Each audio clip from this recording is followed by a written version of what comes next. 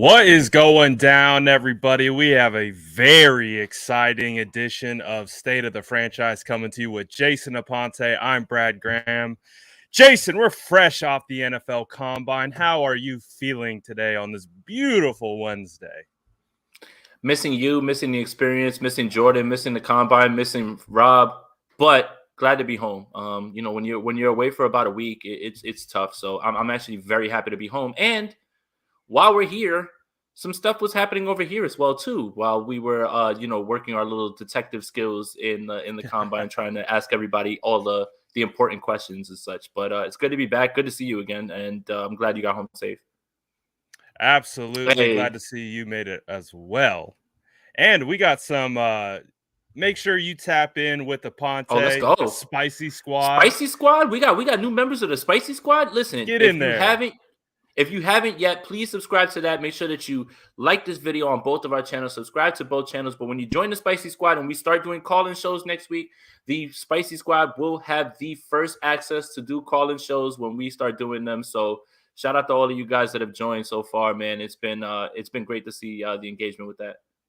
Absolutely. But let's talk about some of the news, and we'll get into absolutely the Jimmy Garoppolo conversation because how would we not? But let's talk about some NFC West news. The Seattle Seahawks have traded the boogeyman. He's out the building. Russell Wilson is now a Denver Bronco. 2 first rounds, 2 second rounds. Shelby Harris. Who else did you get? Drew Lock and Noah Fant. Noah Fant, which has some dynasty fantasy implications. He's a baller, it's a big man. haul. So what did you think about the trade? What do you think about the compensation? And how do you feel about not having to face Russell Wilson twice a year like clockwork? Well, not so fast, my friend. You don't have to race him twice in a year. But guess where the 49ers travel in 2022? So we are not completely free of this, man. Yes, sir. Fine. That may be the last time for a while unless something else happens. But yeah, I as soon as he got traded, I was like, the 49ers play Denver. Like there's now what? Like we still can't get away from it. But hey, look, I think that it's strange. Well, the only thing that's strange to me is the way the circumstances happen, right? We find out that Aaron Rodgers is coming back, and then all of a sudden this gets thrown out there. And then there was a report that kind of contradicts some of the things in the timeline. So let's go through that real quick. So they were saying that Aaron Rodgers was choosing between Denver, Green Bay, and retirement, if that's one of the reports that we heard. And then it comes out that Denver was saying that it didn't matter what happened with Aaron Rodgers, that Russell Wilson was always their target, and things had heated up at the Combine. So I don't really know what to believe in terms of that, because those are different reports, right? Like they kind of conflict each other. So it's just funny how one thing comes out, then that comes out. So in terms of what they got, I'll be honest with you, Brad. I think Seattle was very dumb in this trade in terms of what they got. And here's why. They sent a pick. You don't send a pick. You're they sent a fourth. You sent a fourth? I would send you nothing. Oh, we need a fourth to be able to get this done. It's I don't know, man. We can send you this. We could send you this quarterback who's really good at rapping Jeezy on the sidelines, which he is. And I have to stop evaluating quarterbacks like that, man, because he went to the top of my. I was like, all right. I was like, oh man. I was like, Drew Lock is the one now. To the moon. Just because he knows the words to put on by Jeezy and Kanye, Yeah. But yeah, so you mentioned Noah Fant. Noah Fant's a baller, but as of right now, he's been very much just potential, right? Like from Iowa, everybody knows that the skill set, everybody knows the kid can play. But like, why did Denver feel that? I mean, Denver got away with getting Russell Wilson. They just gave away their quarterback. That's done. He wasn't going to do anything. Noah Fant is like, yeah, that's a premium talent, but he hasn't really proved anything. And then the picks, what is it? Two first and 2 seconds, something like that? Yeah. Yeah. So Seattle, what are you doing? Why are you sending a pick over there? Like I wouldn't have, and I would have said take one of those players off and add another pick on there. So I don't know, man. Now it puts them in a spot where the pick at 9 is probably going to be Malik. Yeah. Right. Like I think that's got Seattle like in prime position to get Malik. Right. And who knows? Does Malik start? Does Drew Lock start? Do they just let them battle it out at camp? Who knows? We do know that Pete Carroll has a track record of how Russell Wilson became the starter. They had literally thrown the bag at Matt Flynn because of 1 6 touchdown game against the Green Bay Packers. And then Russell Wilson comes in and gets drafted and beats him out, and then the rest is history, as they say. So who knows what's going to happen in terms of this? It feels like a rebuild. And then the worst part is later on you hear about who got released. And that was insane. That was insane. The Bobby Wagner thing I did not see coming at all. I mean, does that kind of feel like it's a signaling of the end? Like, because when we look at the situation between the 49ers and Seattle, and at one point, I think we would consider, Harbaugh versus Carroll. You had Kaepernick versus Russ. It was just stars versus stars. You had Willis on one side. You had a young Bobby Wagner on the other. It just, just studs everywhere. It was considered at one point probably the highest regard of rivalry. Right. And Russell Wilson over that time is 15-4 against the 49ers. 15-4. Now, the 49ers were able to take care of him in 2019, and we understand how that went. Whereas on the brink of getting that 6th ring. But overall, Russell Wilson has owned the 49ers. And do you feel like it's more of an ownage of Russ than the actual Seattle Seahawks themselves? Because my sense from a lot of fans is that with Russell Wilson out the way, feels like anything is possible at this point. It felt like now we get it. Those teams were great back then, right? Fantastic. Talent everywhere. But Russ and the way he can escape out the pocket, create the third down killer, kind of feels like with him out the way, they can be had, it feels like. Do you agree? I think that's the sense with all 49er fans at this point. How can it not? Russell's gone. Bobby Wagner's gone.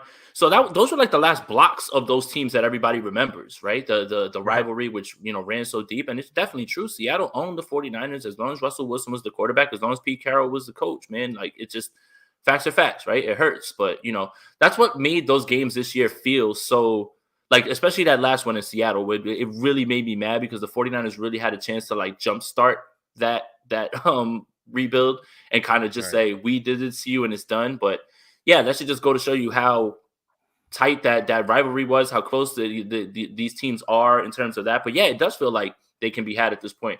But, all right, I'm not trying to be negative or anything like that, but that I don't really believe. I mean, if they do get Malik, that's fine. I get that. But I don't believe that they're not using what they got to maybe move for someone else.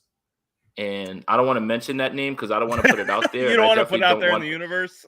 I don't want that to happen at all. I already know who you're talking about. Yeah, no, man. And it's weird because, no, man. Today's Wednesday and Friday, this person has all of his, his day in court, basically, where they're going to figure out where this thing goes from here. And isn't it funny how things kind of work out, right? Like right then. And everybody's trying to get this done before the draft. Everybody's trying to get this done before free agency starts because you can't attract free agents if you don't have a starting quarterback. Like, you can't just say, hey, would you like to come play? Who's your quarterback? Drew Lock? No, I think I'm gonna go entertain another offer, actually. So yeah, Mean Machine. Oh my God. Y'all are tripping, bro. So maybe he won't be available. Maybe he's already locked up with a 6-year contract from the Mean Machine. Hey, we're gonna find out. But to your point, Seattle has a lot of ammunition. I mean, we look at it, as 49er fans in the NFC West who have had to play against B-Wags and had to play against Russ for a better part of a decade. So we're happy about that. But we also can look at that trade and say, Seattle got a haul. I mean, they did get 2 firsts, 2 seconds. I mean, they essentially have assets that can turn into potentially 7 starters if everything works out. Again, you got to draft them first. You got to develop them. Plus, you got to see what Drew Lock is and what these other guys are. But Noah Fant, Shelby Harris, those are 2 pretty solid players. So although we feel really good that Russ is no more, at least in the NFC West, like you said, there's still some stuff left. There's still a desirable quarterback out there. But again, he has to go through some checks and balances off the field before anyone's going to make a move on a quarterback. But they do have Drew Lock kind of there. They have the 9th overall pick. Well, you talked about Malik Willis. You remember, Jason, we were sitting there in that corner section of the lower bowl in Indianapolis watching the NFL Combine. And who do we see walking down the steps about a section over? Pistol Pete Carroll walking on down. And what day did he come down to sit in those stands? It was the day that the quarterbacks were throwing. He did not touch the lower bowl any other day than that day that the quarterbacks were out on the field. And who did he sit next down to? He sat right next down to Lane Kiffin. Lane Kiffin. They brought, he was very tan. Bro, Lane Kiffin just sleeps in a tanning bed. I'm convinced, bro. This man is a hue of orange. Dude, he was straight from Cabo or something because he was glowing. That man ain't left Cabo, it looked like. But then you have Pete Carroll. Yeah. Go ahead. No, you got it. I don't want to keep flaming. No, man just looked like a basketball sitting there. I was just like, what the hell is going on with him, bro? You said it looked like a basketball. Bro, that color. Oh, my goodness. Mm-hmm. You're killing me. No, I'm sorry. Serious stuff. Yeah, but yeah, Pete Carroll did go sit down over there as well. So he was sitting there watching quarterbacks. Again, you're sitting next to Lane Kiffin, and he brought Matt Corral over there to like say what's up. To hey, look at Pete. This might be your future quarterback, or this might be your future head coach. Again, I think it's up for debate. I think one of the things that we've talked about with the quarterback movement is this class of incoming rookies. It's a lot of questions. I think there's some talent there, and I think Malik has the highest ceiling. But then you look at guys like Matt Corral, who has played with DK Metcalf. There clearly is a connection there. Who knows? Who knows who it could be? Who knows what they do? But it feels like the Seattle Seahawks have set themselves up for multiple options, does it not? Absolutely. The world's their oyster at this point. I mean, they can stick at 9, just draft Malik, who I think is the QB1. And then you figure out between those two guys what it is. You know, are you going to start Locke, see what you got with him, or try that? Yeah, man, that color, he looked just like that. I'm like, what the hell? I was like, what is? Yeah, exactly, yo. But yeah, I mean, they can do many things. The 9th overall pick, I mean, that's enough right there to make someone do something crazy, especially if they covet Malik. Like, what if Pittsburgh covets Malik like that, and they want to move up? I think 9 is where you've got to get to now at this point, to make a good shot at him, and that changes that as well too. So there's so many things that can happen. Would they use those picks and ship them off for the guy that I don't want to name because I don't want to put that out into the universe? It would be probably worst case scenario. Or do they have somebody jump up for Malik and they try to rebuild, with other picks and move down a little bit? They can do anything that they want at this point. And that's the part that is a little worrisome for me. Yeah, absolutely. So it's going to be a moving target for the Seattle Seahawks. Obviously, the 49ers have some moves to make themselves. They have a nice piece who clearly will be coveted here pretty soon. Let's talk about the Carson Wentz trade, because clearly we don't really have to talk about Aaron Rodgers. Like, I think it was becoming more clear, especially leading into the combine and in the combine. It really felt like he was just going to stay in Green Bay. And they did. They got it done. They got the deal done. They're able to keep Devontae Adams as well. The two stay together in Green Bay. Mm-hmm. That was the biggest quarterback chip to fall, because they needed to decide, is he going to go to Denver? Is he going to go elsewhere? He stays at home at Green Bay, and then the Russell information and the Russell trade occurs because Denver pivots. They go off of Aaron Rodgers. They put their sights on Russ. We've heard the stories. They signaled that about a week ago, and they discussed that all throughout the combine. Deal was done at the combine. So who knows? When we saw Pete Carroll down there in the stands, they might already known what was going down. So that leads to today. Today, Carson Wentz is moved from the Colts. What have you and I heard, Jason, all week from the combine regarding the Colts, regarding Jimmy, regarding Carson? What are some of the things that we heard leading up until this move that happened today? Jordan, me, you, and Rob, and anyone in earshot of anybody was here. Like, there was no bones about what was happening with Carson Wentz. Nobody sugarcoated anything. Everyone was just straight up, it's done. It's over. They're done. And all of those things, The Athletic literally just came out with their article that said they didn't like his leadership ability. They didn't like the play on the field. And wow, wouldn't you know? Literally, that's what every single scout, GM, doorman, Uber driver, or person, security person, was talking about. That's it. Yeah. That's all that was being, and it was nobody was saying it under their breath. It was a fact that entire time. Yeah. Like, and it was just out there. People were just like knowing that was what was going on. So I wasn't shocked at that. The only thing was really figuring out is what were they going to do. Some didn't know if he was going to be outright released or if they were going to have a trade partner. That's not the part. But it was right there in plain sight. Everybody talking about he's cooked. Like, he's done here. They don't want him here anymore, and they want to move on. So yeah, that was right there in front of us the whole time. That's what just everybody was talking about. So like when we started sending out tweets about that, it wasn't our opinion. It's just based on when you hear it from one GM, when you hear it from an Indiana beat writer, when you hear it from another scout, all from different places, all the same things. It's pretty much right there for you. So yeah, I mean, they just had to make a move.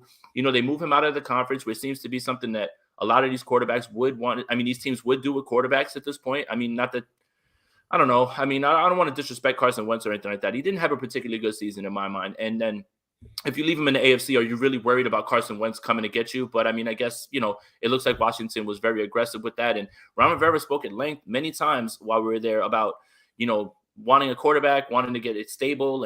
And he also is in a position where it's a results-based business at the end of the day. If you're not winning games, then, you know, Dan Snyder might Dan Snyder you and just, you know, and I don't care what name change, it's still Dan Snyder. So you're still in that chaotic environment. So I think Ron's feeling a little bit of the pressure. Now, will this decision be the last decision that he gets to be a part of? Because if it doesn't work and Carson Wentz looks anything like he did in Indianapolis, I don't think they're going to win many games. But if he does get this right, then they can talk about it. The only thing that's a little bit baffling about this is that they traded 2/3 and took the contract. So you traded 2 third-round picks, because those aren't throwaways. You traded 2/3 and you took the $28 million on the chin. That's insane, man. If I'm one of those thirds can turn into a second as well. Second, yeah. So if I'm sending 2/3, you're picking up more than 65-70% of his check. Like, and that's just good business at this point. So I don't understand what that was in that way. But again, I'm not a GM. Maybe I think that I read something that they can cut him after a year and get no dead money. So I think that's why they're kind of, and think about it, right? Jimmy makes what, 27? Right? Like he makes 28. 27. Right there in the same, against 27, Cap. 28. Right. Same thing. So like that's the thing. So I guess that's the one good thing about it. But to send 2/3 for a guy that you're really essentially trying to evaluate in a year and then go by year with him, I don't know if I would have done that. I mean, I think we understand.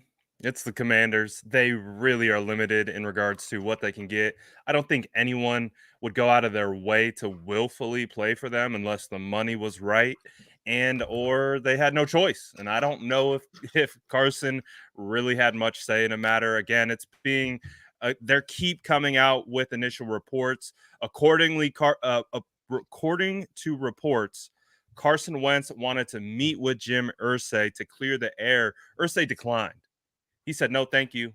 He said, the ship has sailed, Mr. Wentz. So what's been interesting and what we heard leading up through the week, again, we hung out with Indy beat reporter Nate Atkins.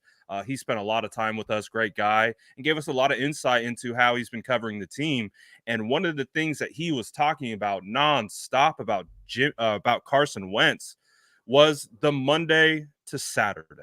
Again, we look at how players perform on Sunday, and a lot of people just evaluate through that lens on the field, and rightfully so. But we understand this is a business, and you got to come into the building likely Monday through at least Friday, but you're damn near with your team, employees, Monday through Saturday. And everything that we're hearing is it sounds like he just wasn't that leader, he was a bit defiant. You know, we're hearing all this stuff, and of course we will when someone's traded and they want to justify why. Again, that's the big thing.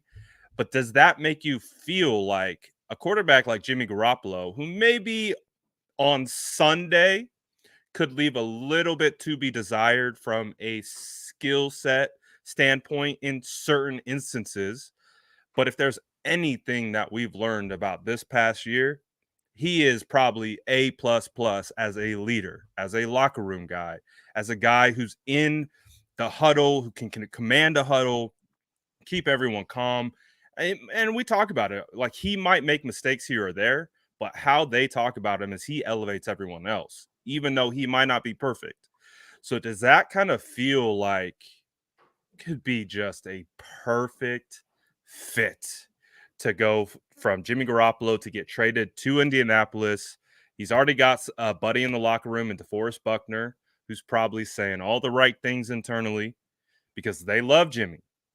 And clearly, the leadership with Carson Wentz was a massive issue that they couldn't overcome. So, do you think Jimmy makes sense and fits what the Indianapolis Colts are trying to accomplish?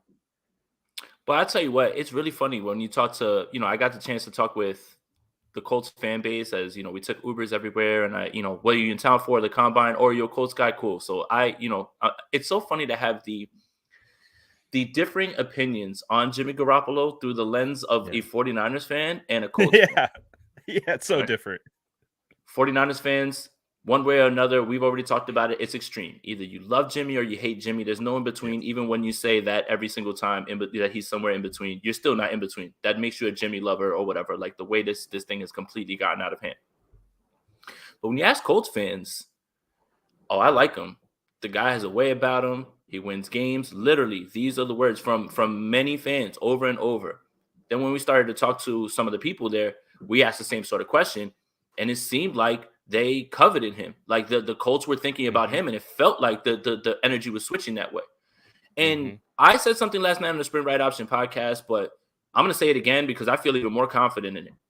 If Jimmy Garoppolo started 17 games, 16 games for the Indianapolis Colts last year, they make the playoffs. Oh, yeah. Funny thing enough is they probably lose that game on Sunday Night Football against the 49ers. Right? That's the only game I would flip out. Versus Trey Lance? Yeah. But they wouldn't. I can see that.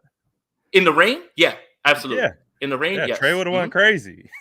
Yep. But they wouldn't have lost that Jaguars game, and they wouldn't have folded in two of the other three games. The Raiders game, that Raiders game that he played in, he was out the entire week because of the COVID that he got in. He was able to bounce right back because of the new CDC guidelines. But that rubbed him a lot of a wrong way, right? About that. He couldn't prepare during the week for that entire week. So that's why it's not about the vaccine as much as just that your choice now is affecting the team. It's not about that. It's not political. It's nothing like that. This is all the things that they were saying to us, that they were frustrated during that week. They had to win that game against the Raiders, that he wasn't there to prepare. And that was because of the choice he made. Plenty of people on that team are unvaccinated. That's not the point. And nobody cares. Everybody has your own choice. But the thing is that they were annoyed that it ended up messing with their season. That's it. Like, that's bottom line, right? Yeah. But at the same time, it just seems like they coveted Jimmy, man. Like, they really do. And they had nothing but good things to say about him. So it's really funny when you hear a Colts fan say that about Jimmy, and you hear, the differing opinions as a 49ers fans. It's crazy that he's viewed this way around the league. When we even talk to some of the front office guys. Yeah, man. People like Jimmy. 49er fans don't.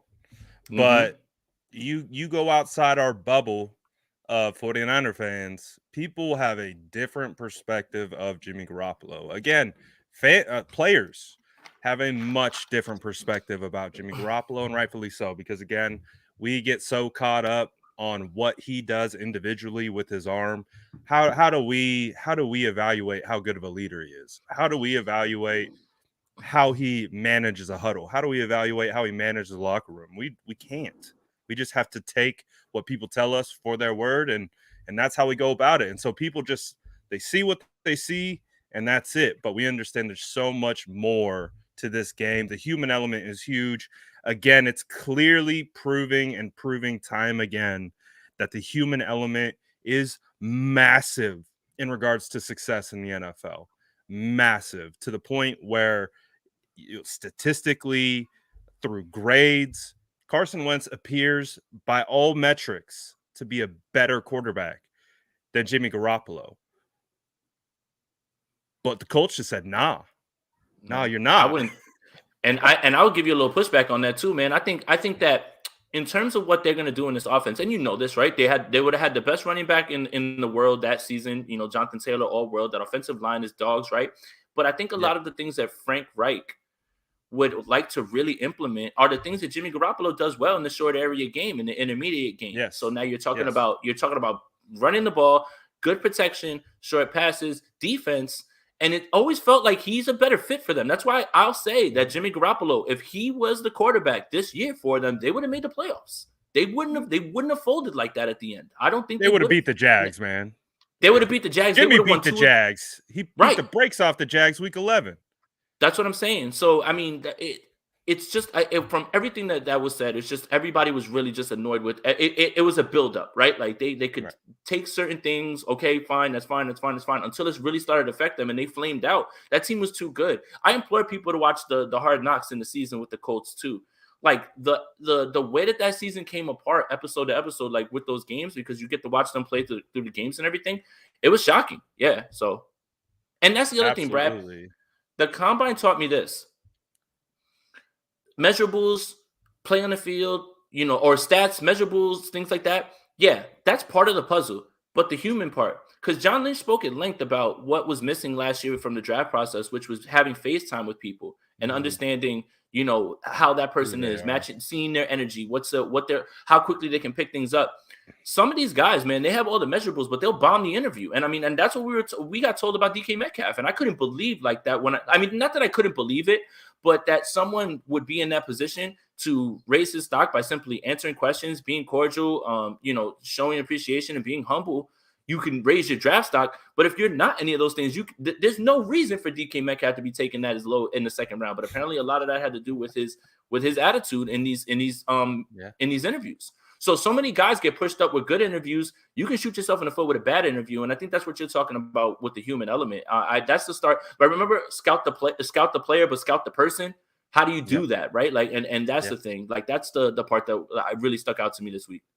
Yeah. To be really good at this job, you have to have a psychological element to it. You have to be able to identify behavior, identify patterns, and be able to understand, like, is this guy just being cool now, or is this something when crap hits the fan, what's he going to look like? How's he going to respond? How's he going to react? What lens is he going to view things through? And how is he going to move? That's a big part of it. And a big part of that with Kayvon Thibodeau, the defensive end out of Oregon, I talked to a couple people, and again, the talent is not the problem with that man. Thibodeau is a beast. Like on that field, off the edge, he is a freak, and he has all the traits, physical traits and tools you need to be an elite edge rusher in the NFL. However, when you talk to people, what do they talk about that guy and why he's sliding down the board, why Aiden Hutchinson's rising up the board? It's the personality difference. Thibodeau, again, we tried to talk to him. We were standing right behind him, less than 2 feet away from him as he was getting his, taking his shoes off. He just done the drills, done the 40. The combine was over. We just were like saying, like, hey, man, you killed it out there. Like, good job. And he just like everyone we talked to, player, former player, media personality, scout, coach, was really great and just kind of opened up, right? And anybody talk to us. Anyone. Thibodeau. Think of anyone. Thibodeau did not. He just was like, he's like, don't talk to me. Which at one point I do understand. I get it. You just worked your ass off. This is a job interview of a lifetime. You got some randoms behind you saying like, hey man, like good job. Like, okay, maybe you're not going to be super receptive to that, but it does match what we have heard from people who know about him, who have worked with him, and why he's being perceived and sliding. So the human element, it's big time, man. It is big because all that talent's great. But you know the saying, hard work beats, or what is it? Hard work beats talent when talent doesn't work hard. Doesn't work hard. Yeah. Mm-hmm. That's what it comes down to. And so, and we understand, especially teams like the 49ers, they put high value into high character guys. And it's for a reason. That's why they always talk about the locker room the way they do. So just something to think about when, when you see the Colts move off of a quarterback for personality issues, and then you got a guy like Jimmy Garoppolo right there. What do you think? I mean, we're seeing the way the compensation is working, right? We've already talked about what Russ was able to get, in a trade via the Broncos, what the Seattle Seahawks were able to acquire. We've also seen what Washington was able to acquire. What do you think Jimmy Garoppolo will command based on seeing these trades go down for these quarterbacks. And before you answer, if you're in the chat, make sure you're liking Jason's video right here. Boom, boom, right here. Jason Aponte. And this video. From the first shot. I got a first shot. I messed it up like 4 times. Like this video over at Jason Ponte's channel. Like this video over here at the SF Niners. But then, Jason, now let us know. What do you think Jimmy can get out there in the open market? Now that we're seeing the dominoes fall. At least a second and a third. And if that comes with the full financial burden going to that team, then I think that's a slam dunk and you walk away with it. Second and a third, that could possibly be a conditional, something like that in this way. I mean, you just watched the Commanders pay up for Carson Wentz a pretty penny, man. And I just literally told you that I believe that he would be a better fit, than he would have. So you have to believe that other people are starting to see that play out. And what if there is some sort of bidding compensation war, right? Going what are the Steelers going to do? Like it's starting to dry up pretty fast because New Orleans is talking about maybe being someone who's interested. I think that Jameis goes back to New Orleans, man. That makes too much sense. I don't understand why they would let that happen. But then the funny thing is just make it happen. Go bring him back. The funny thing is for me though is what happens with the Bucks whenever Jimmy Garoppolo gets traded. Now, what do they do? Teddy, Mitchell Trubisky, Deshaun Watson? I mean, like Nick Foles potentially. I mean, Nick Foles kind of makes a lot of sense to the Colts, actually, too, the Frank Reich connection, because maybe the Colts. I mean, I believe that Jimmy's going there. I do believe that that's where it's going to end up, happening. And, I just hope I'm not going to get killed for it, when it's wrong. But right. But what if the Colts take the approach of saying, "Hey, we'll take Foles and we'll save that money and we'll also invest." I believe they have something like $70 million in cap now after they moved off of this Wentz deal. So they have lots. So what approach do they take at this point? But that for me would feel a little bit short-sighted because you can have Jimmy Garoppolo and actually make the playoffs. Nick Foles' floor is way lower than Jimmy Garoppolo's. I think we can all agree with that. So. It's just gonna be that much either. It's just gonna be interesting to figure out how this goes because Jimmy's the next one. I mean, he's at the top of this tier right now of who's available. I mean, I don't think that's debatable. Not Teddy. No disrespect to any of these guys. Jimmy's better than them all. So you should get a little bit more for it. And now people are gonna have to realize that this is the last thing. This is the last one. And then you're gonna be deep diving. Absolutely. Shout out the Niner guy for the $10 super chat. We appreciate you, my boy. He says, "What's up, fellas? Did you hear the reports? Jimmy trade talks will be heating up around the draft. Feels like if they wanted to trade him, they may need to wait again because we did find out yesterday that Jimmy Garoppolo had the shoulder surgery on the throwing arm. Do you see that being so? Let me finish. Seattle file sale underway. Let's go.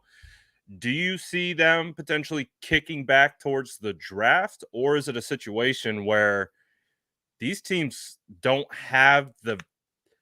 How am I trying to say? They don't have the ability to be patient because if they're one seems like, oh, we're going to wait till the draft.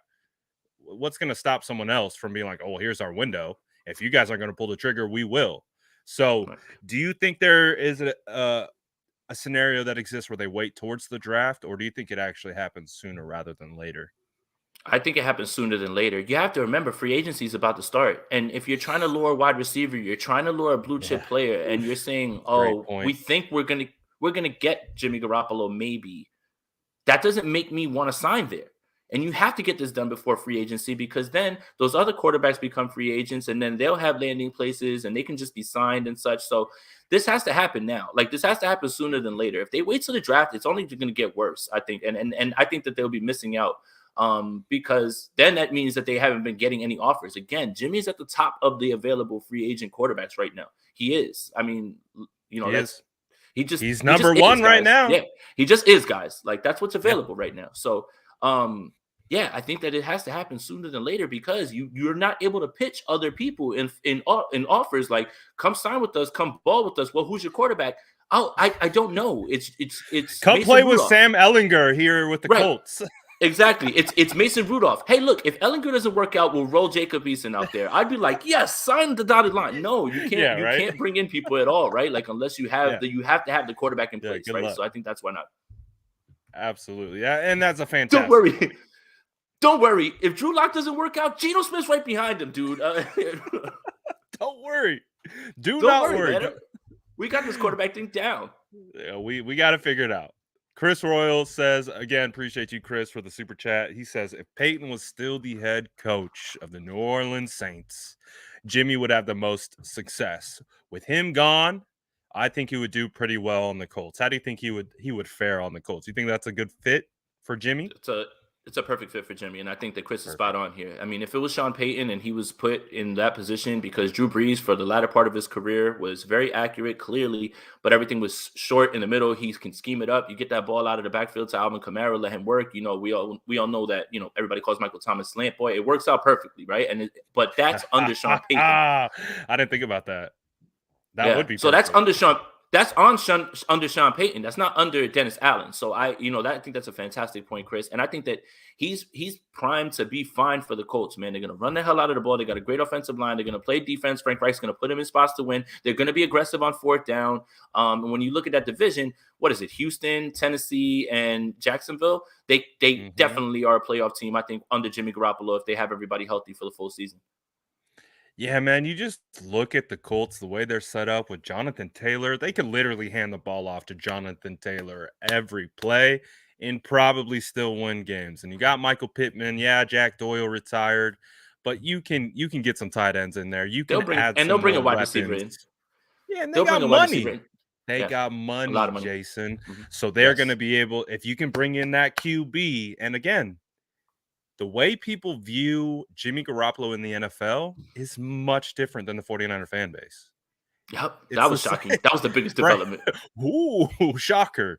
There's a lot of respect for Jimmy around the league and for what he's done, how he managed last year with Trey Lance coming in. Jimmy's proven that if you want to draft a quarterback, he's going to be that guy that will be able to manage that situation, who's already been through it. If you keep it 100 with him, he'll probably be able to be in lockstep with you if that's what you want to do.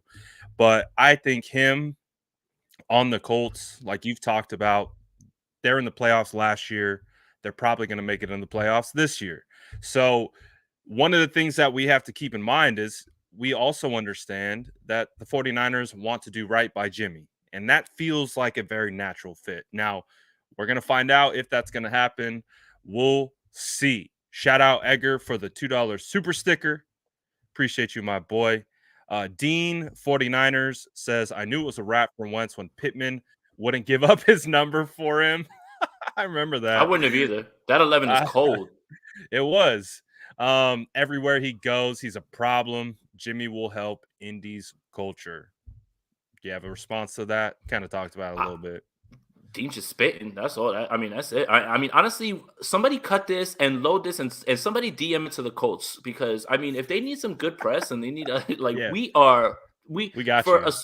For a small price of your second and your conditional third and some cap relief, you could have this leader in your locker room leading you to victories, man. Like I want more, Jason. I'm gonna be honest. I want more than that.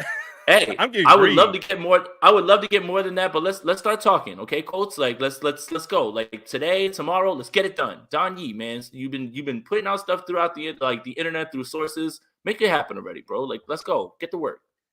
Absolutely, make it work. Let's poll the chat. Chat, let us know if the 49ers were to trade Jimmy Garoppolo to the Indianapolis Colts, understanding, they don't have a first round pick. Do they even have a second? I don't even know. I think they might have just gave that up. We'll see. But what would you think that Jimmy Garoppolo could require or obtain in a trade? Drop it in the chat. We'll pull some of your guys' ideas up. I have a super serious, real one that I think really can actually happen and should happen, I think. And it wouldn't be wrong on the Colts' part to do this. Okay? Mm-hmm. It would be Jimmy Garoppolo for DeForest Buckner, Quentin Nelson, and Jonathan Taylor Oh, you knock it off. With throwing in a third. I think that's very fair, and I think we should get that With deal throwing done it. immediately. Stop. For the small price of all of your good players, basically. You can have Jimmy Garoppolo on your team. Hey, let's get default back. DeForest That's for it. Jimmy G. Who says no? Yeah, I mean, You know who says you know what's no. funny? You don't You even know have what's to funny? answer that. It's rhetorical. You know what's funny is Defo is probably over there. They probably asked Buckner the entire time, like, "What's up with Jimmy?" And they'll be like, "Yo, we love him, man. Like, I would love him here. Like, Guaranteed. he's probably been, yeah." So, I mean, it helps, man. Helps. Guaranteed Buckner is playing the role, doing everything for Jimmy on the inside, giving insight to what he could be. Again, everyone's kind of in the same category. I selfishly want more. I'm trying to figure out how we get more. We'll see. We'll Third see round though. pick and rock. I like that. So as you can see, it feels like everyone's kind of in the same category, which makes a lot of sense. Jesse's like me. He wants 4 firsts. I agree. Hell yeah. Give me the Hell 4 yeah. firsts for Jimmy. For Hell instant yeah. playoffs, worth it. What are you talking about, man? You can have a Disney prince as a quarterback, man. You know how nice that is, man? What are you doing, man? Oh man, Jimmy would take over Indy, dude. Jimmy would be the king of Indy. They would love him there. Close to They home would too, absolutely love him Chicago. there. Absolutely. Now again, we're pretty focused on Indianapolis, but do you think there is a realm of possibility that a sneaker team gets in here, maybe makes a shot at it, or do you think it just really feels like it's really just aligning with the Colts? I mean, it feels like Indy, but anything could change. So I mean, I would say Of the other two course. teams that are sleepers, Carolina Yes. and oh goodness gracious, and Pittsburgh. But Yes. Carolina is one to keep your eye on. You know, who knows what Yes. they're They're thinking at this desperate. point. And you know what's funny? The little wild card in all of this is what goes on Friday in court, right? Because you make a move now, right? Shout out to Chris. You make a move now for Garoppolo, right? And then Friday, let's just say Deshaun Watson's exonerated completely. And what does that mean? That means literally like 28 teams are gonna start foaming at the mouth trying to get on the phone, like and start Yeah. calling for him, right? Like, Yeah. so is that what the Bucks are waiting for? What if the Carolinas waiting for that? What if the Steelers are waiting for that? So I don't know. Like that's why I don't know. I don't think that the Colts would be the team that would be in on that, because obviously the Texans aren't going to trade them in the division. But are they in the same division? They aren't. My bad. Sorry about that. But yeah, I don't know about that one. So yeah, that's a wild card right there, the Deshaun Watson thing. It really is. It really is. But again, I feels like there's still another like layer, even if we find out the information and it is positive for Deshaun Watson. What is Goodell gonna do? Is he gonna still get suspended? What does that look like? What is the league gonna do in that situation? Because we haven't even crossed that bridge. We're dealing with like it through the legal system, and you know the 49ers, or not the 49ers, the league is pretty adamant about protecting their image. So I would imagine there could also be some sanctions or whatever you want to call it 8-game come suspension, down. something like that. Yeah, What if we something. found out? So what if we found out? Let's just throw the scenario out there. You're a GM. Yeah, You yeah, yeah. find out that Deshaun Watson's going to get 8 games. You get a chance to talk with Deshaun Watson. You get his side of the story. You're comfortable with that. Would you just take the 8 games and just to have a 25-year-old stud quarterback like for the rest of your time, if you can make it If I work? could get him at a value, now I'd understand I'd still have to give up a good amount of compensation. But if I can get like, let's say, half of the Russ deal, maybe even a quarter of the Russ deal, I could chill for 8 games. I could, especially if we're not in a situation where we have to make the playoffs this year. If you're going to a team that maybe has an outlook of a two-year rebuild, maybe a 3-year rebuild, where they are going to be heading in a direction where they do want to compete, but maybe not this year, 8 games is not that big of a deal, especially now a 17-game season. You can turn it around quickly. I mean, we saw the 49ers go 3-5 and, be able to turn it around down the stretch. If you can go 3-5, with whichever quarterback you have and a backup, and all of a sudden Deshaun Watson knows your system. He comes right in, doesn't skip a beat. and you're off to the races. You can transform your year completely just like that. So just saying, it's a wild card, man. It really is. Just is. because, look, I'm not gonna comment on the off the field stuff, and obviously what has been said is very disturbing. Again, I'm not gonna play, judge, jury, executioner. I don't know. That's not for me to decide. But we're gonna find out Friday, and obviously those are very serious things that need to be talked about. I'm not dismissing that in any way, because if any of those things are true, then football be damned. Nobody cares about that. I'm just talking about him as a football player and what sort of value it is to be a 25-year-old kid who has played the game at the highest level and is a very smart young man in terms of knowing football. I implore anybody to go back and watch his press conference where he explained the coverages to the beat writer pretty elegantly. He wasn't talking down to him or anything like that. Was just, explaining to him why he didn't take a shot on this play, why he didn't take a shot on that play. And he's all-world talent. So, I mean, that's the thing is, not disrespecting Jimmy Garoppolo, but Deshaun Watson is different. Like that's going to force people to be a little bit more desperate, because you realize what you can have with him if, obviously all that other stuff goes away.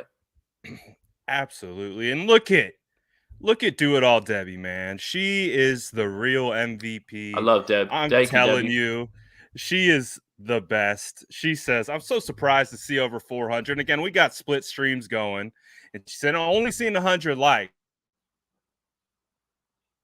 That like button. Absolutely. Shout out, Deb. We appreciate you. She's our 49er queen. We see you. And again, hit both the channels. Again, we're doing a dual stream. Like up both. We would really appreciate it. And again, shout out the legend. Thank you, Debbie. Can't wait to get back out there and see you at camp or at a game or something like that. I appreciate you so much.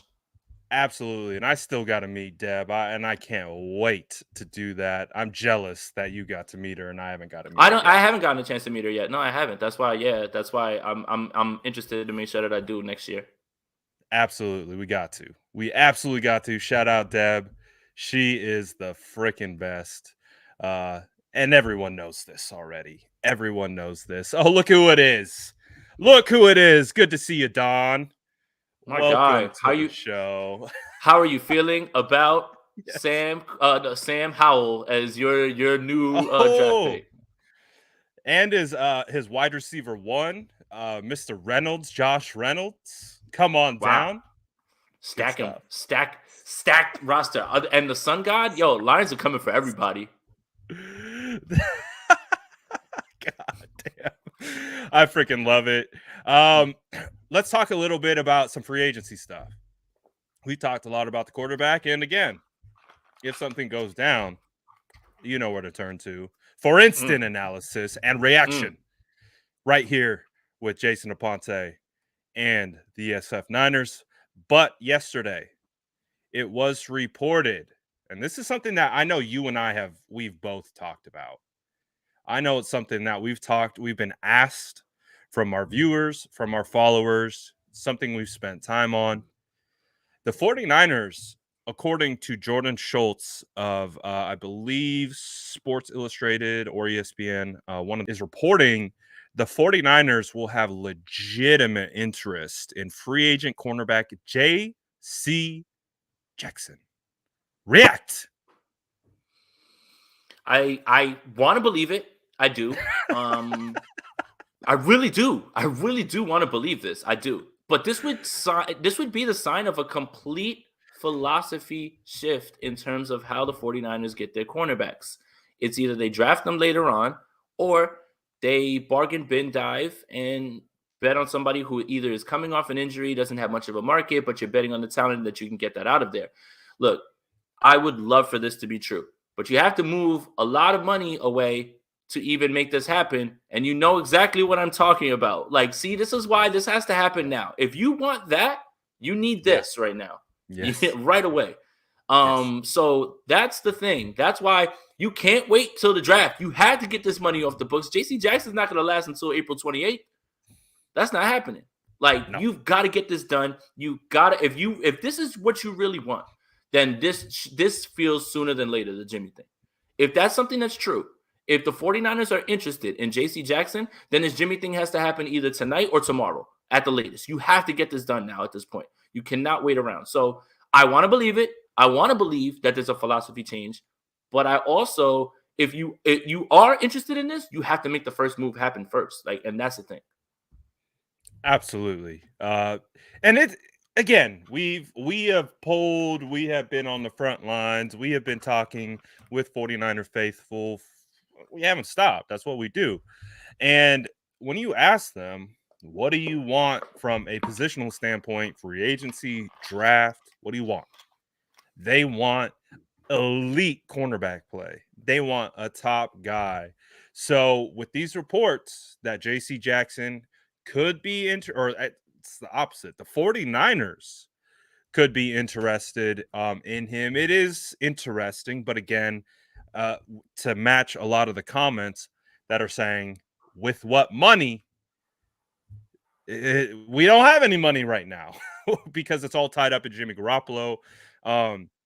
You have guys like Eric Armstead, who I think are holding in the range of a $20 million cap hit. You have guys like Jimmy Ward, who could potentially get extended. You could also restructure Eric, right? And you can kick more money back down the line. And then once you move Jimmy, I'm not a capologist. When we went into free agency last year, we had Trent Williams who needed to be signed. We had Jason Verrett who needed to be signed. We had Kyle Juszczyk who needed to be signed. We had a laundry list of players that needed to get re-signed. And we went in with, I think, like approximately 15 million available cap space. We gave Trent Williams the biggest bag that any left tackle's ever received. If I'm not mistaken, we made Juice the highest paid fullback, or close to being the highest paid fullback. And we paid Jason Verrett. Jason Verrett came back, and we paid X guy. We got DJ Jones back. We got Kowalski back. We added Samson Ebukam. They bring in Arden Key eventually, and they brought in guys, and they ended up with more cap space when it was all said and done. So I'm not a capologist. I can't rationally wrap my head around and be like, oh, we don't have that much money, but then we throw the bag at all these players. And, well, look, based on the restructuring and the way the money's moved, we actually have more cap space now. So it's going to be a moving target. The 49ers are going to have a lot of things to do, but do they become a destination with a young quarterback like Trey Lance? You got Kittle. You got Deebo Samuel, who's absolutely taken over the league. You got Nick Bosa. You got Fred Warner. I mean, we got a nice core. Do the 49ers become a very attractive destination for other free agents? And maybe a guy like JC Jackson does want to come on over. Right. And even with Trey Lance, this team could still be considered in the NFC, this wide open NFC now at this point, one of the top teams. Like this is like the NFC right now is just, there's a hierarchy, and then there's just nothing in them, or just like mid, or things that you have no idea about, right? So I think, realistically, we can say off the top of our head, the Rams would be at the top right now at this point. What doesn't make the 49ers in that same conversation, but we have to figure out how these rosters shake out. So for sure, I mean, there's a world where, you can go to the 49ers and get paid. Also, you're joining with the chance to be in the playoffs, make a deep playoff run, and who knows from there. So I think all of those things are true. But again, you've got to move off of Jimmy right now. You have to move off of him before free agency starts, so you can, the first day, ink your deal, and you have your money, and you start to put your plan in motion, because you also have to not only add through free agency, you've got to retain some of your guys as well too. You can't lose all of them. Like, I don't suspect that they're going to lose all 29 or 32. I forget what the number is for free agents. Like, I believe there was something that came out that said that Juwan Jennings is already brought back. They brought him back, and there's a few other guys that they were able to at least like say that they're signing. I don't know if that's true, or if maybe I just made that up in my head because I haven't been sleeping much. But I saw that too, but I haven't seen it confirmed from any. Right. From anyone. Right. Okay. So that's why. Okay, cool. Per sources. Got it. So but the 49ers have to move off, and they have to get this money ready for a free agency so they can make the pitches to guys, so they know that they're not going to be stepping into some sort of well, is Jimmy going to go, or is he going to stay another year? Like, what are we doing here? Like, you have to have a clear, defined outline that you want to pitch to free agents about what your direction is. And I think that goes for every team, not just the 49ers. Absolutely. And Jason and I will continue to monitor what's going down in regards to clearly something that we think could pop at any moment. But Mr. Young says, Brad and Jason, how's the food and drinks down in Indy? What was one of your favorite places to vibe at, Jason? I mean, let's talk a little bit of Combine. There's plenty of rumors, and we're going to be talking about rumors quite a bit. But it was a good time down there in Indy, my guy. It was. I'm so basic though. Like the things that like I went to the same place like 2-3 times, I think. Yard House. Yard House. The Yolk. Like, the Yolk was fire though. Breakfast spot. Yolk was good. That was a good breakfast spot for sure. I went to another place too. That was a breakfast spot that was really good. I forget the name of it, but it was like, you know, great mimosas, great time. Like honestly, India had good food. It's a lot of steakhouses. So like if you're going to those steakhouses, you're putting that bread up to like have one of those. Brad had one of those like $3 million steaks and everything as well too. Oh yeah, like, St. Elmo's. I had to stop by at St. Elmo. I wasn't going to. Nah. But I got dragged into it, and then I was basically I wasn't forced, but I seen that T-bone in steak, and I was like, oh yeah, I'm gonna do it. I'm gonna do it. I was like, yeah, I'm gonna take it back. Nah, you guys said that, and I was like, I'm gonna take it back to the crib. I was like, I'll see y'all in a bit, man. I'm good, love, enjoy. I started looking at that menu, and I was like, hey, man, you're like, hold up a second. Absolutely. Can't do it. I'm glad that you did, though. I mean. Yeah, dude, it was a good time, man. There was plenty of it was such a cool experience, right? Because it didn't matter where you went. There's an NFL GM. There's a whole table of scouts. There's former players. There are guys who are playing right now. Like it was insane, dude. Like here's the question: just like all the people that we met. Yeah, go for it. I have a good question for you because this is going to be a good one because you've done both. And someone asked me this question: one's got to go. Ooh. Cover the Senior Bowl, cover the Combine. Combine easy. I think it's pretty easy. Yeah, I think I would do the Combine every year. The entire NFL world is there. And in the Senior Bowl, yeah, it's fun and there's people in from town. But no, everybody's in town for the Combine. Yeah, I would do the Combine 10 out of 10 times. And I mean, I love doing this bowl, and I'm going to do it as much as I can, you know. But yeah, if I had to choose Combine, man, I'm sorry, that was different.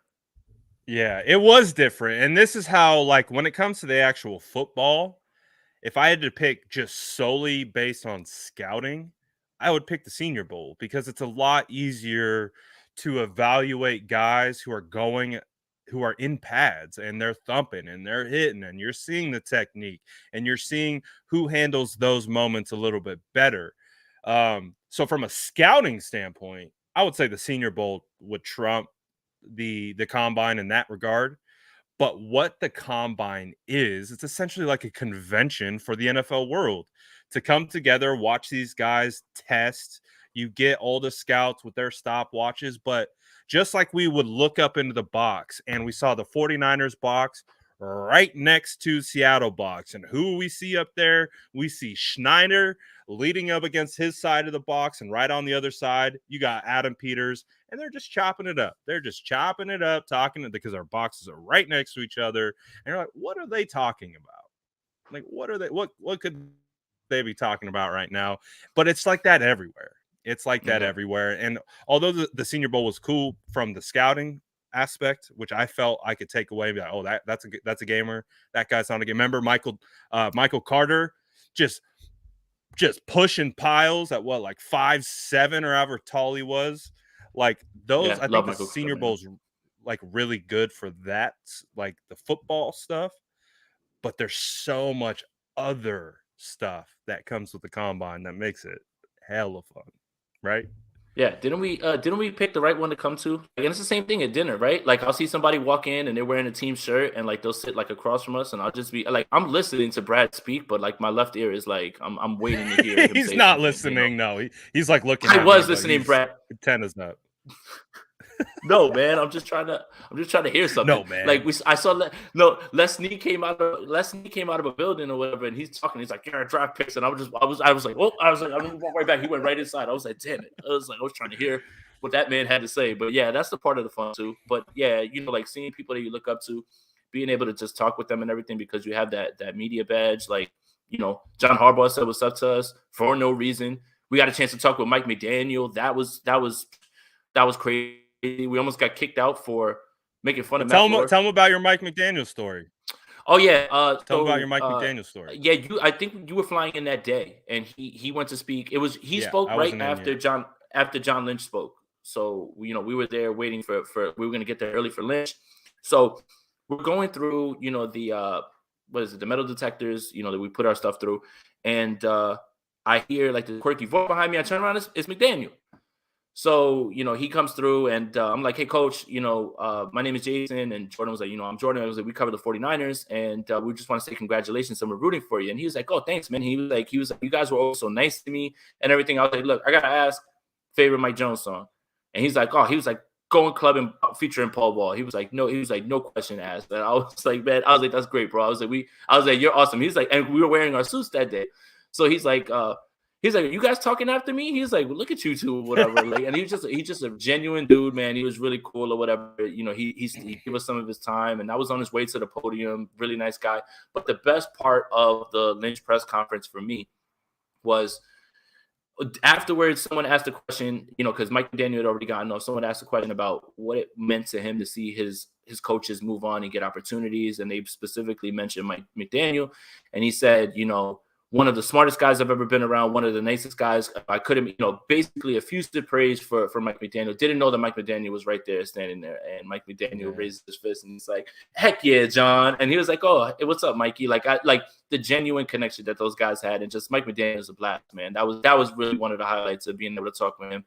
And he's just as funny as you guys think he is in press conference. That's not an act at all. And I think that's what makes the combine so cool. It's just like all these guys that we see on TV all the time and we kind of put on a pedestal, when you're there, it's almost like that's just another guy.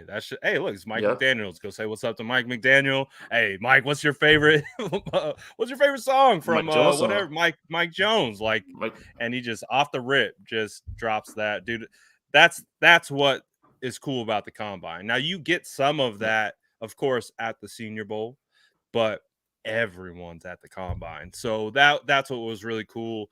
I thought personally, just being able to move around that lower bowl with scouts, coaches, GMs. Again, I was sitting next to the Steelers GM. Jason had to tell me. I didn't even know. I was in my zone. I was watching players, and he's like, "Bro, he was so right next to the Steelers." He was so angry at Jordan. He was so mad at Jordan, man. He asked him that question and he lost on him. "I can't talk about Jimmy Garoppolo." I was like, "Oh, damn." I was like, "Relax, Clint." Jeez, man. Dude, so it was a blast, man. It was a blast. Again, it's not weird when you're asking these guys questions. It's almost expected at a certain point. So it was really cool. Again, being able to talk to guys like MJD, being able to talk to guys like Robert Griffin III, dude, that was just crazy. It's just the way these guys pull up and they just treat you like a normal person, and they're just like chatting it up with you, just like talking ball, just like we would talk ball. And it was just a really, really cool experience. So I want the original question. I gotta pick the combine over the Senior Bowl. It's and hotter take about the combine. Don't move it, Indianapolis. Yes. Don't. Not LA, not Dallas. No. The setup is beautiful. The schematics are beautiful. The convention center here, Lucas Oil here. After you're done with media, you walk across the street to go watch the combine. You cannot plan it better than that. Do not get greedy, NFL. Keep it here. And the downtown area is literally 2 blocks away. All you have to do is walk, and then boom, you're in the area that you need to be. Do not do this. I promise you. Please don't do this. Keep it in Indy. I'm imploring you guys. I think that's a great point. And they want to move it. And it sounds like they've gotten a lot of pushback for those same exact reasons. I think everyone's just used to it. They have, Mm-hmm. again, when we go back next year, we're going to have our routine. We already know where we're going to have to go, where we're going to have to fit in, all that kind of stuff. So I can imagine why no one would want it. And it was so easy, again, like you said, to get from convention to the stadium. And they don't really have stuff like that. So Yeah. I'm excited. I think it's going to be even better next year. Again, I hope they keep it in that situation. Quick question about a move that the 49ers made almost last year. I think it was Deshaun Hamilton. The 49ers almost traded for him. Deshaun Hamilton, former Penn State wide receiver, drafted by the Broncos. 49ers almost traded for him, tore his ACL in, I think, the midst of the trade getting worked out. Mm-hmm. He cleared waivers.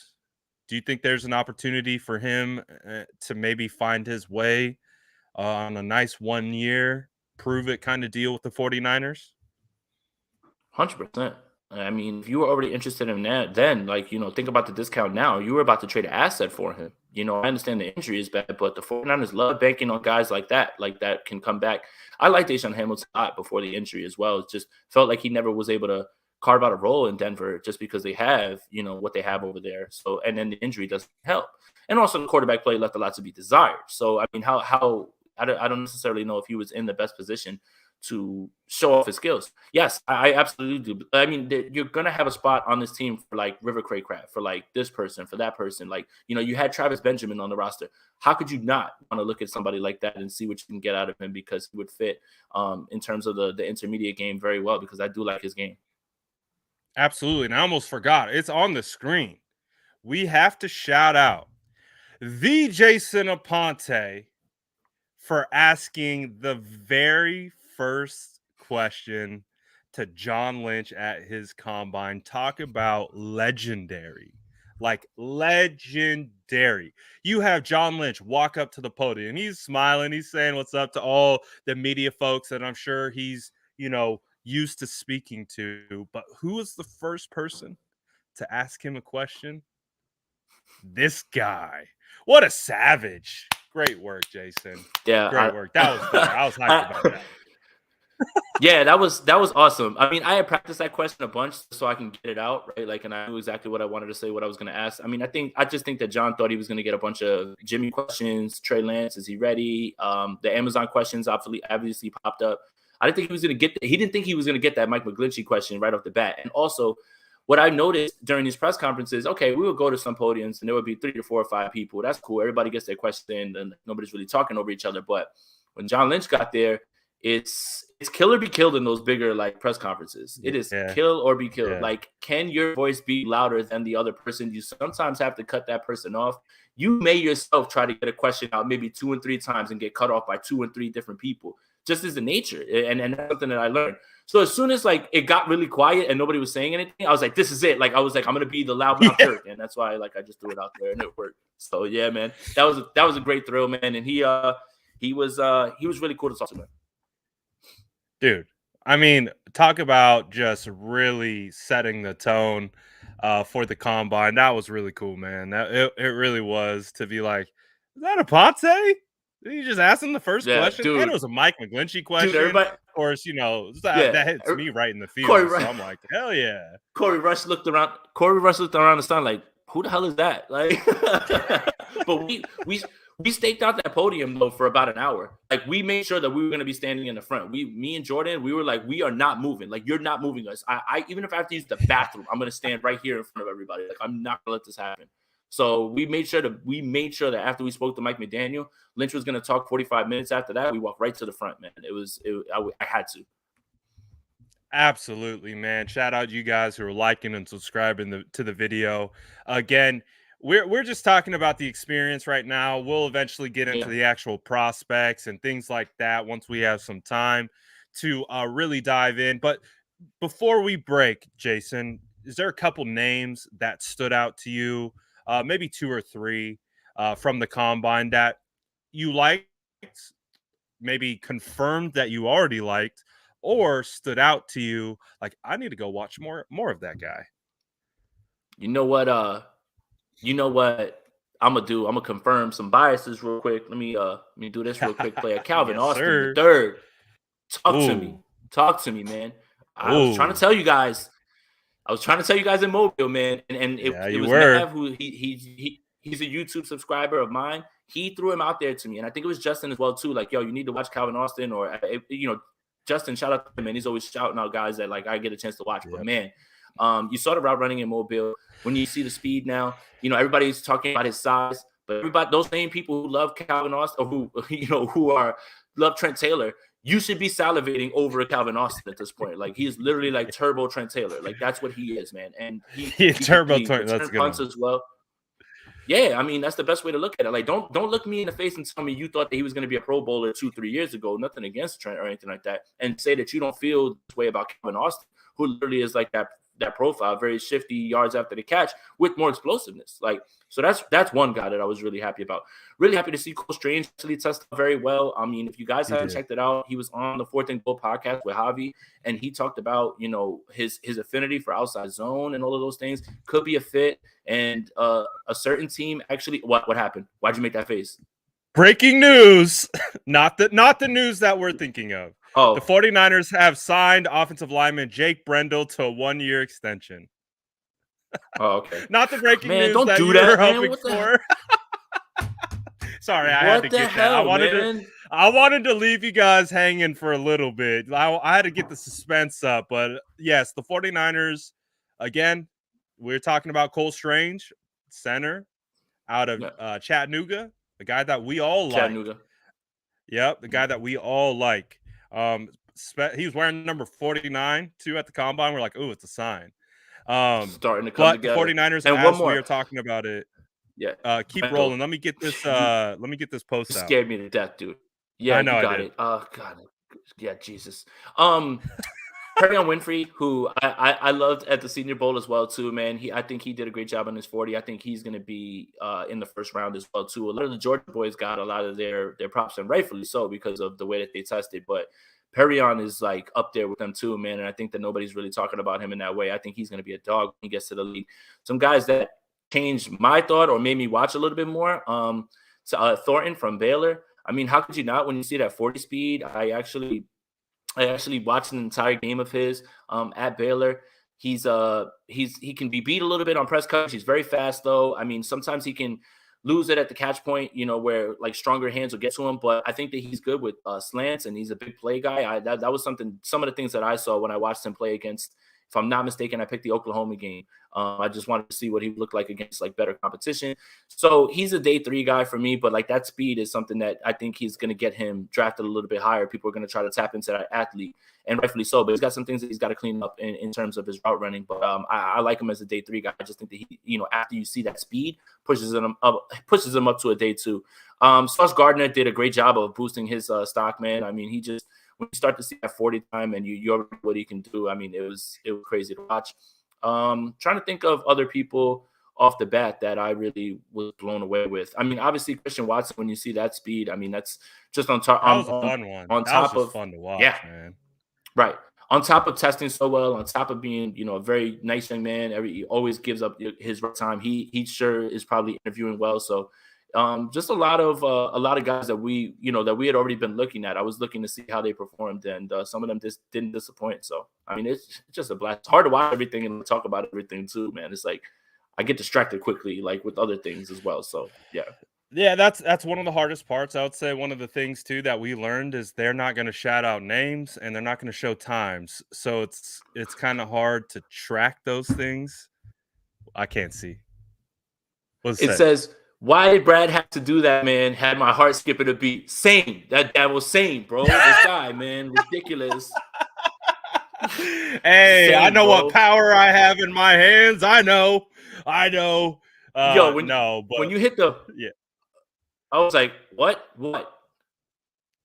If it does happen, what are you gonna do? Come across. Oh, I don't know. Dude. What are you gonna do? I'm gonna freak out. What are you gonna do if it does happen? Like if we I'm gonna run around the block. I have no idea. It's just gonna be like, they did it.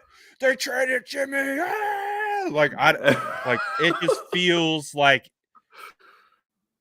it's been a foregone conclusion, but it also just feels like, man, is it ever going to happen? Like, it just feels like when it happens, close the book. It happens and I'll believe it. But until then, it just feels interesting. But yes, You I definitely apologize. just play with me and everybody else. No, you don't. I apologize, but I did it on purpose, so I don't apologize. Yeah, exactly. You apologize for absolutely nothing. Yeah. I apologize for having fun with you guys. We talked extensively about football. Let's give the people what they're really here for. The Batman discussion. Okay, guys. I watched it. I haven't watched it yet. I know. I'm not gonna do that. I'm just kidding, man. You watch it. You watch your mouth, young man. I've seen it twice, and I've been playing the soundtrack over and over like it's a hip hop album. It's got some slappers on there. Yeah.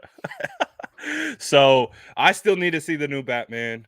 I'm not gonna lie, the Seattle Has Fallen movie has definitely been at the top of my box office. Been excited to watch that. We got a Mav saying Wason Waponte still on the Calvin Austin bandwagon. Plus, you're not finna say you almost got kicked out and skip over it. That's true. I definitely did get almost kicked out by Matt LaFleur. Me and Jordan joking around making dodgeball references. He turned and gave us a death stare. They were about to kick us out of the media room for that one. Cram it up your cram hole, LaFleur. Cram it up your cram. Dean says boycott Brad for playing with us. You can never boycott this ginger beard. I'm sorry. It's just never gonna happen. Cook his ass. You think cook you his can. Ass, Dean. Cook it. Flame his ass. You think you can. You can't flame a ginger beard. I'm already on fire, my fam. You can't do it. I'm sorry. I'm having a blast, dude. This is a lot of fun. Again, we both agree though. Like we're refreshing our phone to just see if that news is going to come across, because I think we both believe Garoppolo could be traded at any minute, any second, correct? Yes, hopefully. I mean, here's what's going to happen. Prediction. I'm going to go drop off my laundry. And as I'm driving to drop off my laundry, it's going to happen. I'm going to get stuck in traffic. I'm not going to be able to get back in front of the computer to do an instant reaction show. And I'm going to have to tweet through it. But yeah, I mean, it should happen soon. Yeah, absolutely. So it's probably going to happen. You know, knowing us, we're going to get off the stream and then boom, we're going to be like, damn it. But we're going to find out what's going down again. Sorry for the scare, but the 49ers did sign someone. It was center Jake Brendel to a 1-year extension. Personally, I like the move. Brendel was someone that I was mixed on into training camp, but he proved to me he could be a very viable option. If Mac were to go down, he can play guard as well. So I like Brendel, and to get him probably on a very manageable 1 year, that's fine. We can live with that. So it gives them some flexibility. Again, trying to maneuver what's potentially going to happen with Lakin, what's going to happen with Brunskill, what's going to happen with McGlinchey. I like it. It makes sense. But that's pretty much what we got right now. Until then, Jason, anything else you want to end on before we get out of here? Nope. Just everything's starting itself in motion. And kudos to the NFL. The NFL truly is a year-round sport, and there is no break. It just depends on how hardcore you are with it. But when you really break it down and you think about when the last game was played in the Super Bowl and how quickly the new league year, the combine, and then boom, it's the draft in April, and then you got free agency during that time, and then all of a sudden it's training camp. So it happens fast, man. It's always it's two things that never work in McDonald's: the Wi-Fi and the ice cream machine. They cooking me, my boy. Man, they cooking me. Flaming you, man. Damn, I'm serves you flamed. Right. I love it though. I deserve it, and I appreciate it. Yeah, but absolutely. Yes. They're kicking me off the McDonald's Wi-Fi. It's happening. I'm just gonna go over to Dollar Tree. It's fine. So nice. I'm shifting. But tell the good people where to get more Mr. Jason Aponte content. Let me get this out the way.